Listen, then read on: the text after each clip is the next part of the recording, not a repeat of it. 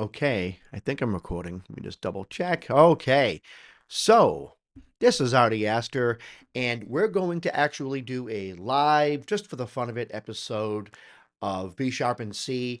No editing. So if I say something wrong or if I say something stupid, then it is what it is.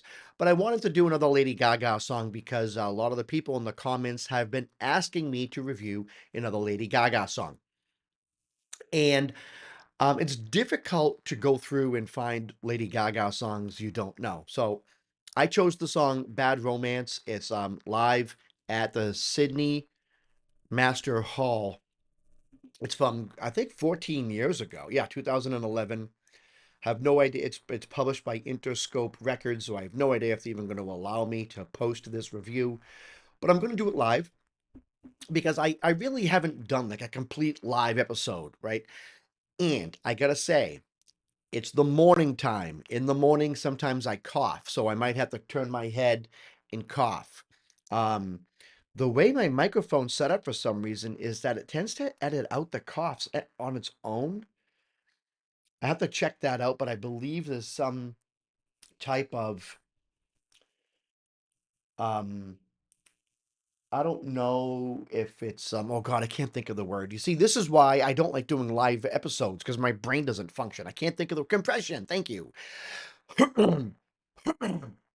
I believe I have it set up to have a little bit of compression on there. So when I cough, it tends to go up um, right into the red and it kind of edits itself out. But, anyways, enough talk about that nonsense. Let's go ahead and watch Lady Gaga Bad Romance live in the Sydney Monster Hall. No editing. This is just a live, I'm live and she's live. Roma, Roma, Gaga, oh la la, want your bad romance.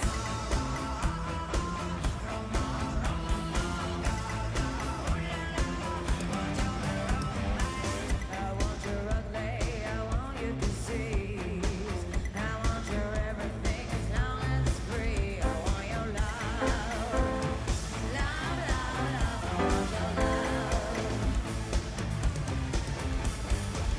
I want your drama to torture your head.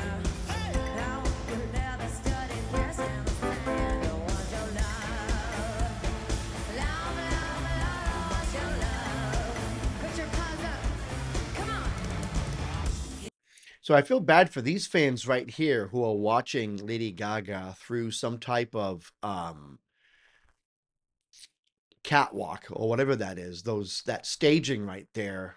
Some of these fans, it looks as though they have an obstructed view, but it might just be the camera angle also. I really don't know. But this is really good so far. I've said it before and I will say it again. Um, I think that Lady Gaga is incredible. Oh, let me just you know what? I hate the fact that my face is hidden behind the camera. I hate I love the fact excuse me. See, I'm not editing. I love the fact that Lady Gaga is very vulnerable, and I kind of she's one of the only artists out there, and I know that people have their opinion about her, and everyone's going to have their opinion. Everyone is going to have their opinion about different artists. What I think is good is if we can have some respectful discourse. You know, I can disagree. I can say something that I don't like about an artist without someone thinking that I'm trashing a whole generation or a whole race, which, believe it or not, I have had. I did a video a couple years ago about an artist from a certain country, and I had people threaten the life of me and my wife because I didn't like this artist from a specific country. And I took the video down because I started getting nervous because there were literally death threats in the comment section, which is just so bizarre to me that someone would do that in a public forum. But because all of it is traceable.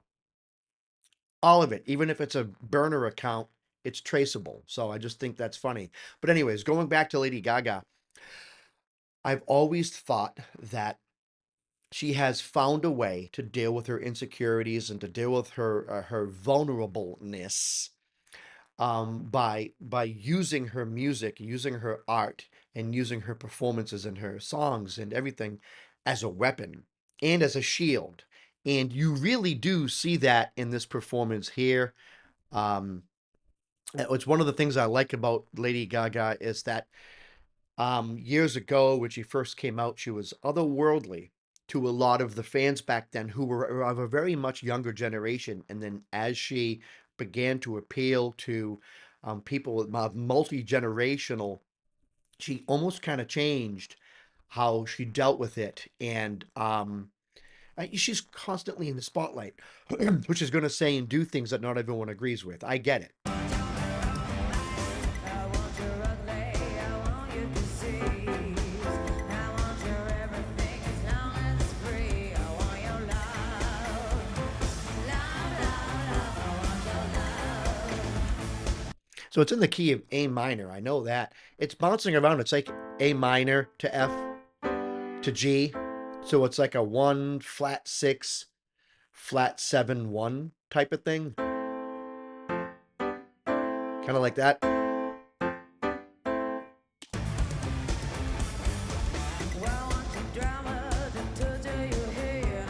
I want you never study gas and sand. I want your love, love, love, love. I want your love. Put your paws up. Come on. You know that I want you, and you know that I need you. I want it bad, you bad. Come on, sing it.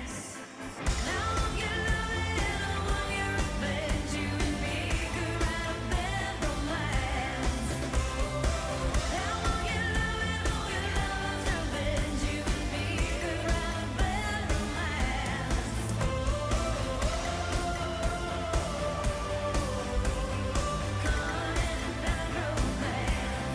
So, first of all, I think the song structure is just absolutely off the charts amazing.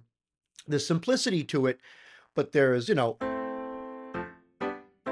the 1 flat 6 flat 7, and it's even. So it's 1, 5, and then.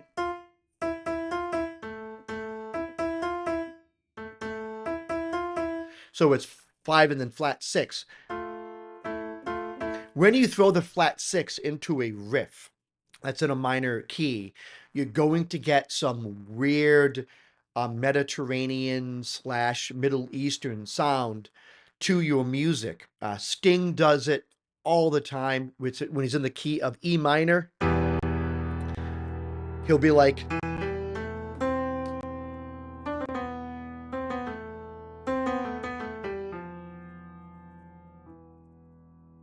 and I just played the flat 2.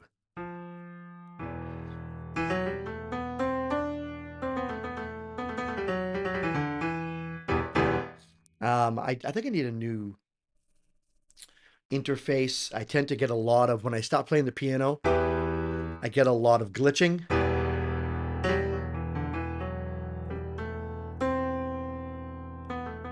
But you hear that? That flat 6, and she does that in this song.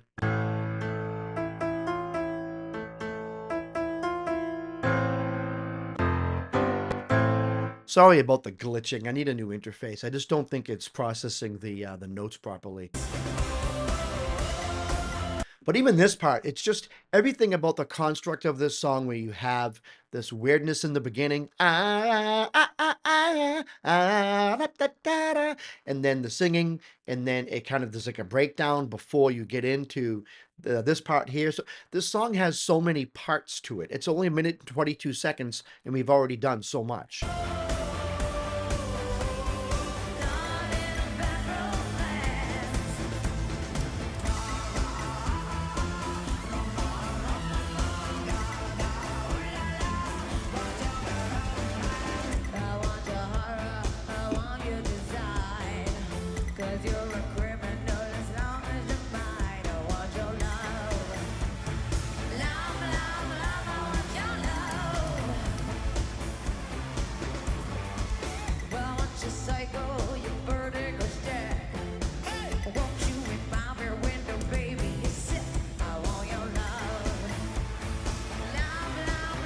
I just love what she does with her voice. And yeah, there are parts that are pre-recorded that she doesn't sing when she does a certain dance move, and I totally get that.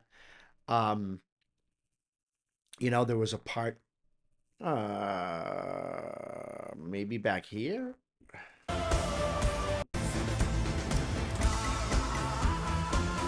Right there, her lips aren't moving. She's not doing that. And a lot of songs do that. And then she comes in and sings, but you can tell. Well, once you cycle, your vertigo's jack. Won't you whip out your window, baby? You sit. I want your love. Love, love, love, I want your love. Okay. Love, love, love, I want your love. So she changes the notes there because I don't believe in the studio version that's there. So I just love that she does that live, just changes it up a bit. Also, forget what I was gonna say. Um, what else was I gonna say about? Oh, just the construct of this song and the arrangement and all the background instruments and the weird sounding, um, synthesizer sounds that are also on the studio record. I just think that's just great. Now dance with me. You know that I want you. 'Cause I'm a free bitch, baby. Now jump. Come on. I want your love and I want your revenge. You and me could have a bed romance. I want your love and all your love's revenge. You and me could have a bed romance.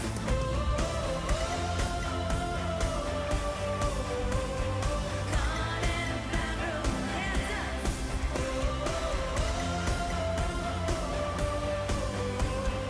Caught in a bed romance. That's a nice tattoo.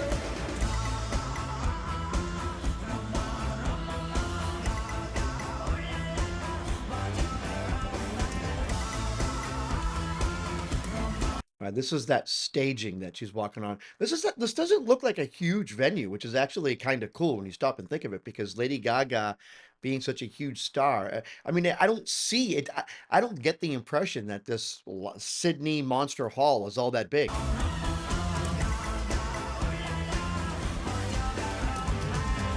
walk, fashion, baby, work it, move that bitch crazy. Walk, walk, fashion, baby, work it, move that bitch crazy. Walk, walk, fashion, baby, work it, move that bitch crazy. Walk, walk, fashion. So this would be like a breakdown, or I like when a bridge isn't necessarily a traditional bridge, but it's more of a breakdown.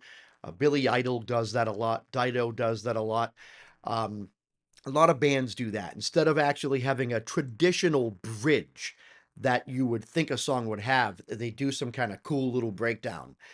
Some people rap. I love when the bridge is a breakdown. And when I in my music, I kind of do both. I do like um a breakdown sometimes, or sometimes I do a traditional bridge. Baby, work it, I'm a free bitch, baby. I want your love, and I want your revenge. I want your love. I don't wanna be friends, but don't have fool. Hey, sugar. You can tell that there's no auto tune being used, or very little, and there's no pitch correction done in post on the vocal track, because her voice is very fragile and human here, and that's what I like to hear. I want to know that I'm engaging with the person. And you look at this video here, and you compare this to other videos of live musicians today, especially a lot of the newer musicians who are posting songs that are them live. There is this weird synergy with the audience that it almost seems like the audience is part of the show. And I haven't picked up on that yet. Like, I haven't understood yet why they do that. I haven't, I don't like it. To be completely honest, I don't like it. I don't like an artist singing and then the camera going across the audience and everyone in the audience singing, sometimes even the microphones picking up on the audience singing almost the whole song with the artist. I can't get beyond the fact that that looks staged. And I don't get this here. I get the fact that the audience is there to see Lady Gaga. She's singing, her microphone is on, and she's engaging with the audience. And to me, it's an artist performing in front of an audience and an audience enjoying the performance. It's not this weird, even though they've rehearsed, some of it is staged in the sense that they've rehearsed their show, but it's not like the video itself, the presentation to us watching it on YouTube doesn't have the appearance of some type of staged video. And I want your revenge, I want your love. I don't wanna be friends, je veux ton amour. Et je veux You can hear that she was flat there. friends, je veux ton amour. Et je veux ton amour, je veux ton amour. Put your hands up, friends. I don't wanna be friends, I wanna be another Australian. I don't wanna be friends. Won't you be romance? Won't you be romance? Come on, you love it. So somewhere in the engineering, her microphone was turned up too high. They had the compression turned down too low, and that screaming note that she just did right there went into the red, and you can hear it. It was peaking out. Won't you be You hear that? It was peaking out. That's that I mean, you blame that on the engineer. Won't you be romance? Come on, you love it. I want your revenge. You and me could write a bad romance. I want your love and all your love's revenge. You and me could write a bad romance. Won't you be romance? Won't you be romance?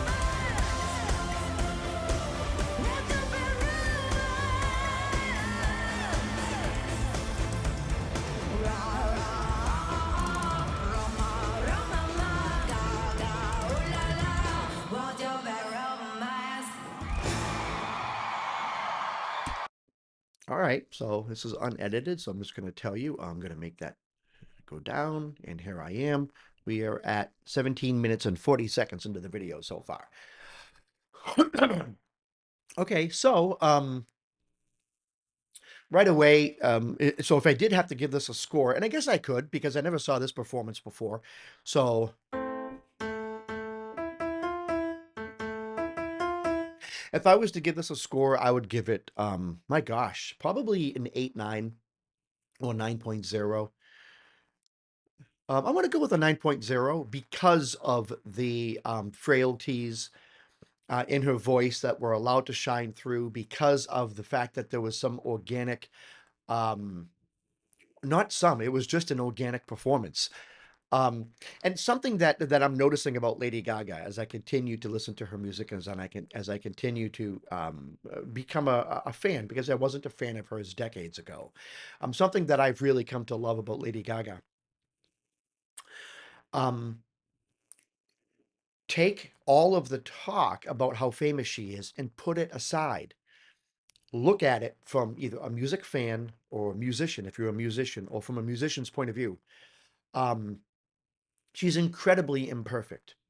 She's incredibly um, raw, and I would even come out and say she's very insecure and very vulnerable. And I think that she's just learned over the years to put up the barricade or put up the defenses really fast when it comes to certain things.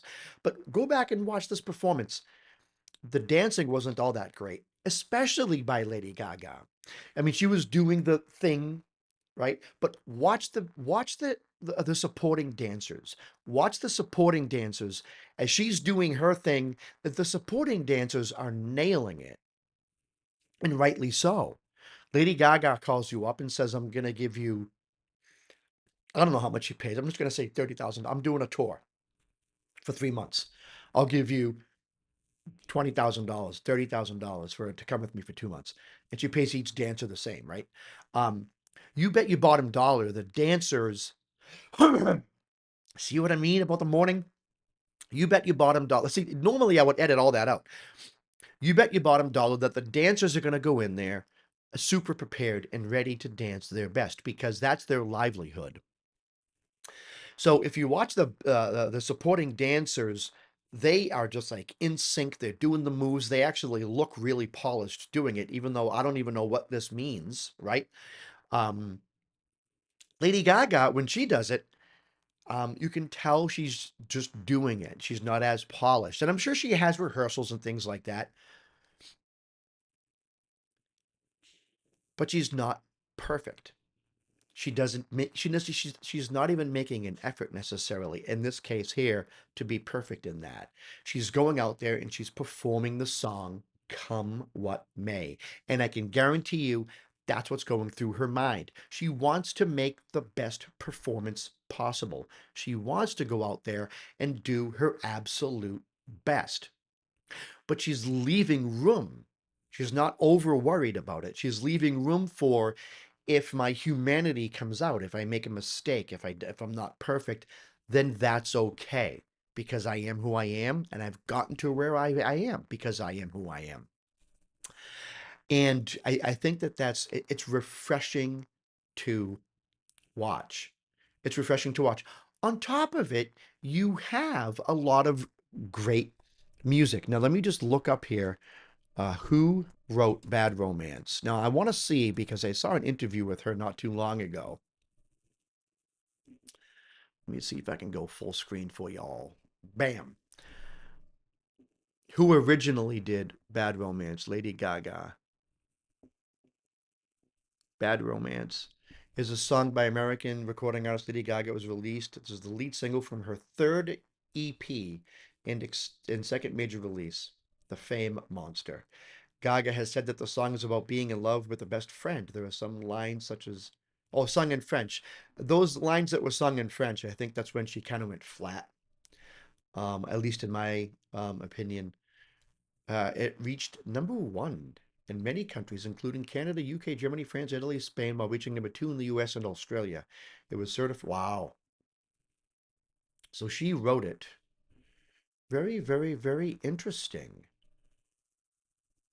Yeah, I don't know. I can go on and on about her. I find her to be very interesting because she's had tremendous longevity.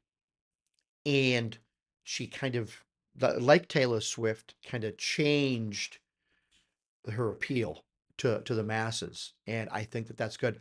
I know that a lot of people hate Taylor Swift. I know that there's a lot of people that hate Lady Gaga. I mean, hate's a strong word when you're talking about, a person.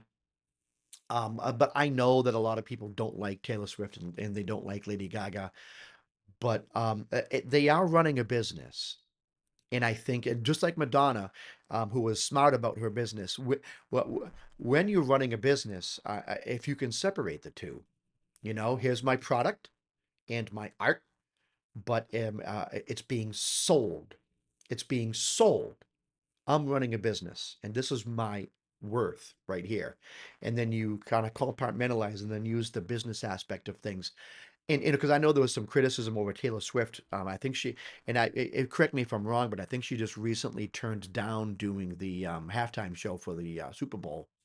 And there was a little bit of criticism that, like, well, no one gets paid. It's supposed to be for to get for notoriety and to bring your product out there and to get recognized.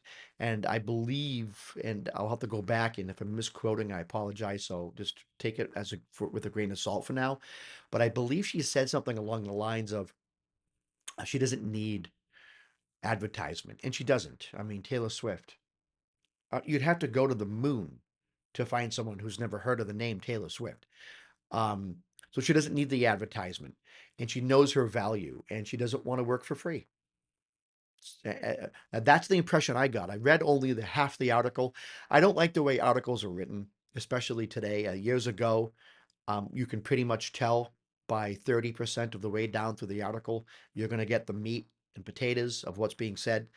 Today, I think that the media is just horrible. It's impossible to get news.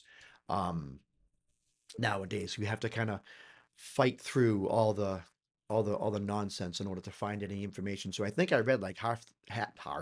I think I read like half the article and then decided, okay, I get the point. So, but anyways, I'm gonna give this song here, Bad Romance, a 9.0. I'm really beginning to become a Lady Gaga fan. And I loved all the studio version of that song has a lot of stuff that that I like from an electronica standpoint, because years ago in the early 2000s, I made a few songs that were electronica, and I know that that's not easy to do. And this song here, especially the studio version, incorporated a lot of different styles, and I think that that's cool. So, anyways, tell me what you think of my score, and that's it. I'm gonna hit stop recording at 25 minutes and 47 seconds, and then just upload this puppy straight to YouTube. This is Artie Aster saying, keep it groovy.